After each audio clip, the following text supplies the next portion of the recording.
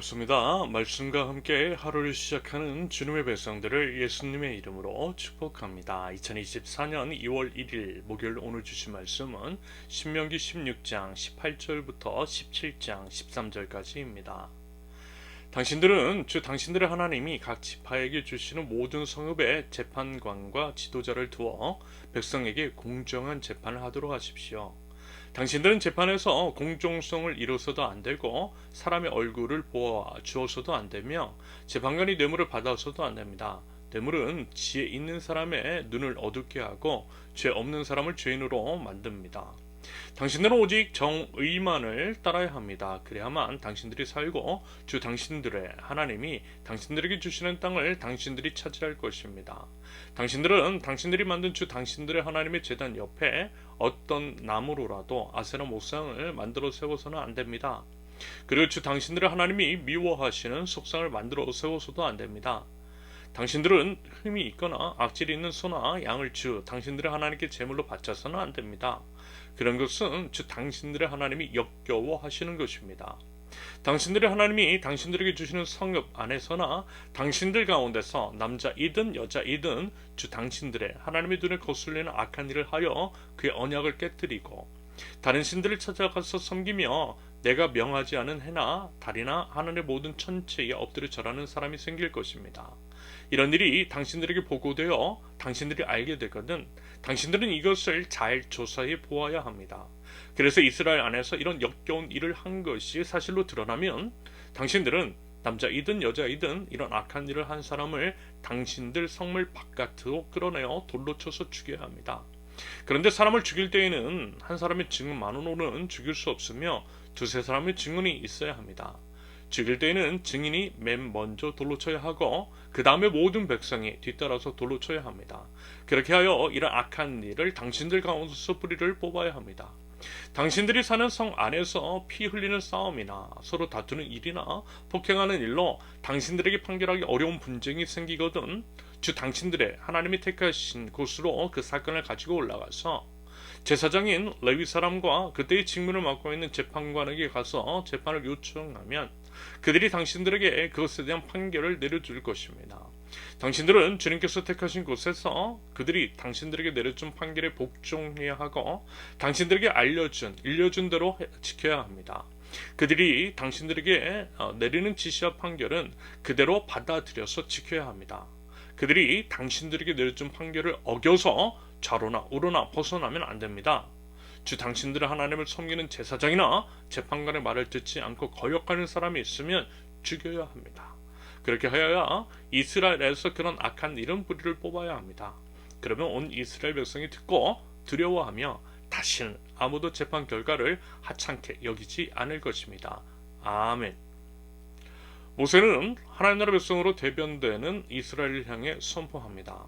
하나님 나라를 상징하는 가나안 땅에 들어가게 될 텐데 그것이 하나님 나라 되게 하기 위하여 행해야 할 것, 그것을 통해 하나님 나라 백성다움이 무엇이며 하나님 나라 백성다운 삶을 살아가는 이스라엘을 통해 세워지는 하나님 나라가 무엇인지에 대해서 이야기합니다. 그러면서 특별히 주목할 수 있기를 바라고 또 당부를 드리는 것은 이것입니다. 우리 한국교회 안에서 복음이 무엇인가를 이야기할 때 구약을 통해 제시되는 율법을 무시하거나 간과하는 경향이 있는데요. 그것인지 실은 성령의 무지 혹은 오해에서 비롯된 것임을 알아야 한다는 것입니다. 여러분 한번 상식적으로 생각해 보실 수 있기를 바랍니다. 여러분 구약도 성령입니다. 구약이 있기 때문에 신약도 있는 거예요. 예수님도 율법을 무시하지 않으셨어요. 오히려 율법을 지키시되 그 본질을 잊어서는 안 된다 라고 하는 식으로 말씀하셨음을 기억합니다.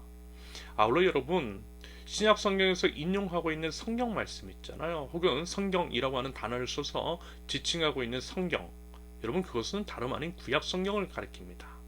신약 성경에서 성경을 말씀하고 있는 것이 아니라 신약 성경을 말씀하고 있는 것이 아니라 구약 성경을 지칭하고 있다라는 거예요. 더더군다나 구약 성경, 특히 이제 모세의 율법이라고 하는 것들을 살펴보시면 아시겠지만 우리 일상 속에서의 삶의 규범입니다. 하나님 나라 백성으로서 지켜야 할 구체적인 실천 사항이라는 거예요. 그래서 물론 그것을 지켜 행함으로써 거룩하게 될 수는 없지만 거룩한 하나님 나라 백성이라고 한다면 그와 같은 모습들, 예를 들어 모세기 율법, 지금 이제 신명기에서 말씀하고 있는 삶의 모습들이 드러나야 한다라고 하는 의미입니다. 바꿔 말씀을 드리면 그와 같은 모습을 보이지 않으면서 하나님 나라 백성이라고 말할 수는 없다라고 하는 것이겠죠. 여러분 당연한 거 아닐까요? 물론 우리가 성경을 이해하고 적용을 할 때 성경이 기록된 당시와 지금의 상황은 정말 많이 달라요. 시대도 다르지만 문화도 다르고요. 지리적인 상황도 다릅니다. 그렇기 때문에 그것들을 문자적으로 지킬 필요도 없고요. 또 그렇게 할 수도 없을 거예요. 다만 그 말씀을 통해 우리 하나님께서 하나님 나라 백성인 우리에게 바라시는 것이 무엇인지를 생각해보고 그것들을 시대적, 사회적, 문화적 상황에 맞춰서 응용하는 것이 필요합니다. 그러면서 여러분 모세기 율법이라고 하는 것을요 너무 어렵게 생각하지 마세요. 사실 너무나 쉽습니다. 조금만 생각해보면 알 수 있는 것들입니다. 우리는 이제 지극히 상식적이고 합리적이라는 거예요. 예를 들어 16장 18절부터 20절까지 재판에 관해서는 여러분 어떻게 재판해야겠어요? 당연히 공정하고 정의롭게 해야겠죠. 외모나 재산의 정도 같은 것들에 따라서 기준이 달라서는 안 될 것입니다. 바꿔 말하면 만약에 하나님 나라에서도 유전 무죄, 무전 유죄, 유권 무죄, 무권 유죄라고 한다면 여러분 어찌 그것이 하나님 나라일 수 있겠느냐라는 것입니다. 하지만 그렇지 않다라는 거예요. 공평하다라는 거예요. 그러면서 이 기준으로 한국 사회의 사법부, 공권력의 행태를 바라볼 때 어때요? 너무나 많이 아쉽지 않습니까? 기준과 잣대가 너무나 달라도 너무 다르대. 정말 이제 국민들을 바보 취급하는 것 같아 때로는 화도 납니다. 이것은 사실 공평하신 하나님, 공의로 다스리시는 하나님을 믿는 하나님 나라 백성이라고 한다면 저는 이제 당연히 가져야 되는 심정 울분이라는 생각이 들어요.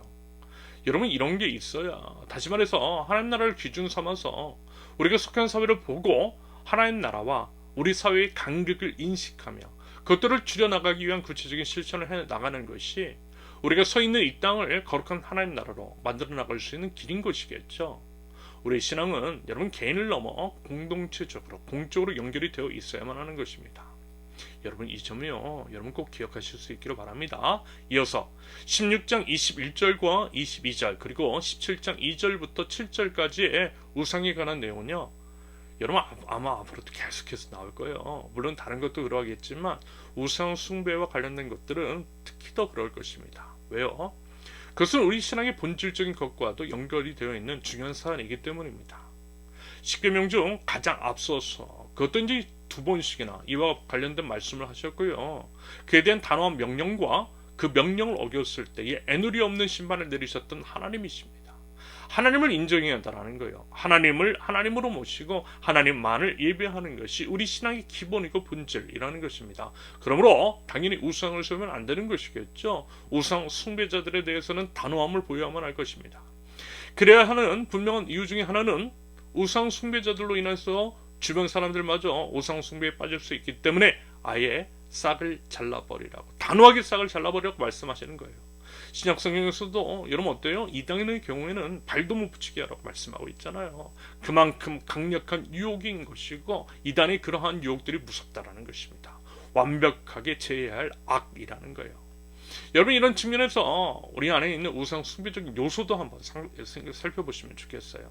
하나님보다 더 마음을 쓰고 더 시간을 쓰고 더 사랑하는 것이 있는지 우리를 중독시키는 것들이 있다면요. 그래서 그것들이 우리를 하나님께로 나아가는 것들을 방해하고 있다면 그것을 마치 우상 숭배자들을 척결하는 것과 같은 단호함으로 여러분 꼭 물리쳐 이겨낼 수 있기를 바랍니다. 이것이 바로 하나님 나라의 백성다움이라는 거예요.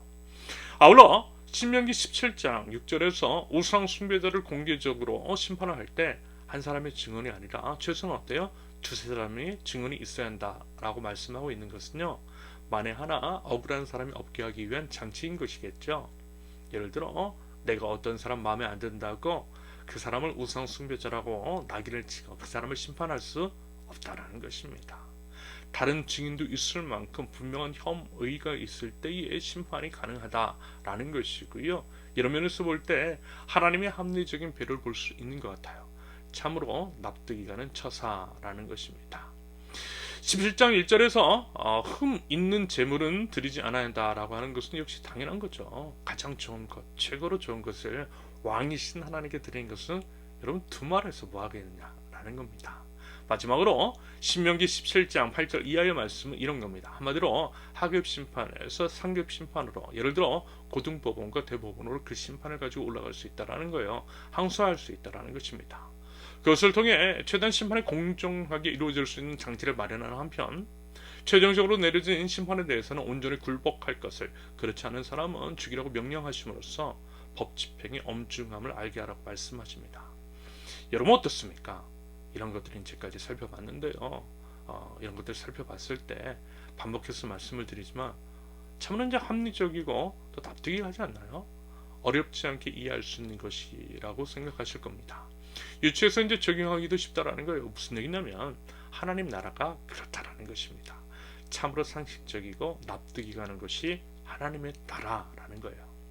신비하다든가 막연한 것이 아니라 우리가 일상 속 삶에서 경험을 하되 모든 사람에게 차별 없이 공평하고 공정하고 정의로운 것이 하나님의 나라고, 하나님 나라에서 그런 것들이 보여야 한다라고 말씀하시는 것 같아요. 말하자면요, 우리가 이 땅 가운데서 일어나야 할 하나님의 나라가 이런 것이라는 것입니다. 말하기는요, 왕이신 하나님께서 통치하시는 하나님 나라가 무엇인지를 제대로 알아 우리의 일상 속에서 하나님 나라 가치가 충만하도록 구체적인 삶의 실천에 있는 저와 여러분들이 되실 수 있기를 예수님의 이름으로 축원합니다. 함께 기도합니다. 하나님 아버지, 하나님을 왕으로 모시며 하나님 나라를 세워나가는 하나님 나라 백성으로서 하나님 나라 백성다운 삶의 모습이 제 모든 삶 가운데에 있게 하옵소서. 공평과 정의가 무너진 이 어두운 세상 가운데에 하나님의 공의와 정의가 온전히 세워지게 하시며 오직 하나님을 경외하며 하나님만을 예배하고 하나님께서 기뻐하시는 삶을 살아가는 저희들의 공동체 이 나라가 될 수 있도록 우리 하나님 인도하여 주시옵소서. 예수님의 이름으로 기도합니다. 아멘. 하나님께서 오늘 주신 말씀과 각자의 기도 제목을 넣고 우리 함께 기도합니다.